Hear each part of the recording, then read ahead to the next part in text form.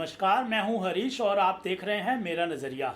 आज चर्चा करते हैं जम्मू कश्मीर के चुनावी नतीजों पर, जहां पर नेशनल कॉन्फ्रेंस और कांग्रेस के गठबंधन ने एक बहुत बड़ी जीत हासिल की है और वह अपने दम पर यानी कि अपने गठजोड़ के दम पर सरकार बनाने की स्थिति में है। हालांकि कांग्रेस को मात्र 6 सीटें ही मिली हैं और 42 सीटें मिली हैं नेशनल कॉन्फ्रेंस को, जहां जम्मू रीजन में भाजपा को 28 सीटें मिली हैं। यानी कि जम्मू रीजन में भाजपा ने एक तरफा जीत हासिल की है, तो कश्मीर रीजन में नेशनल कॉन्फ्रेंस और कांग्रेस के गठबंधन ने एक तरफा जीत हासिल की है। अब इन चुनावों से क्या निष्कर्ष निकलता है?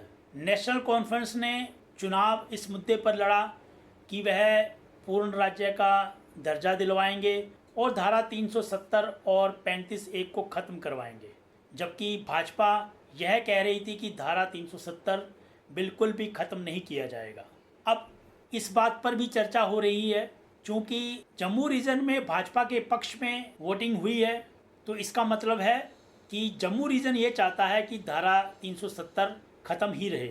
और अगर कश्मीर रीजन में नेशनल कॉन्फ्रेंस के पक्ष में वोटिंग हुई है, तो इसका मतलब है कि कश्मीर रीजन ये चाहता है कि धारा 370 और 35(a) की वापसी हो। लेकिन क्या ऐसा संभव है? कल ही कोई एक मीडिया ग्रुप में चर्चा हो रही थी कि जम्मू रीजन की ये चॉइस है कि वो धारा 370 को ख़त्म मानते हैं, तो क्या नेशनल कॉन्फ्रेंस धारा 370 को ख़त्म रहने की ही कवायद करेंगे? तो क्या ऐसा संभव है कि जम्मू रीजन में धारा 370 ख़त्म रहे और कश्मीर रीजन में धारा 370 जो है वो बहाल हो जाए? ऐसा मेरे ख्याल से संभव नहीं है। भाजपा बहुत ज़्यादा यह प्रचार कर रही थी कि धारा 370 से सभी कश्मीरियों को फ़ायदा हुआ है, तो उसको भी नकारा गया है, क्योंकि कश्मीर रीजन में भाजपा बिल्कुल भी नकार दी गई है।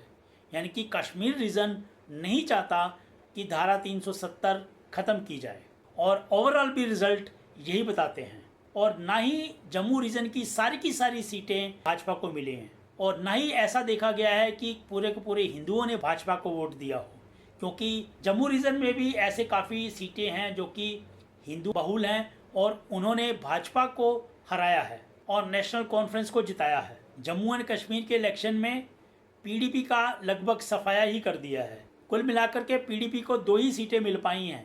अब नेशनल कॉन्फ्रेंस वहाँ पर सरकार तो बनाएगी, लेकिन सरकार बनाने के बाद उनके अधिकार कितने मिल पाते हैं या उनका हाल भी दिल्ली की तरह होगा, ये आने वाला वक्त बताएगा। क्योंकि 370 को ख़त्म करते वक्त जम्मू एंड कश्मीर रिकन्स्टिट्यूशन वाला जो विधेयक लाया गया था, उसमें जो वहाँ के लेफ्टिनेंट गवर्नर हैं उनको ज़्यादा अधिकार दिए गए थे और जो भी एक निर्वाचित मुख्यमंत्री होगा उसके अधिकार कम किए गए हैं। तो अगर उसी हिसाब से चलता रहा तो मुझे लगता है कि जम्मू एंड कश्मीर का हाल भी वैसा ही होगा जैसा कि दिल्ली का हाल है। यानी कि खींचातान जो मुख्यमंत्री और वहाँ के लेफ्टिनेंट गवर्नर के बीच में चलती रहेगी। वास्तविकता क्या होती है ये तो वक्त बताएगा, आने वाला वक्त बताएगा जब सरकार बनेगी और वो चलेगी। तो आपका इसके ऊपर क्या कहना है आप कमेंट बॉक्स में ज़रूर लिखें और इस वीडियो को लाइक करें, शेयर करें। धन्यवाद। जय हिंद।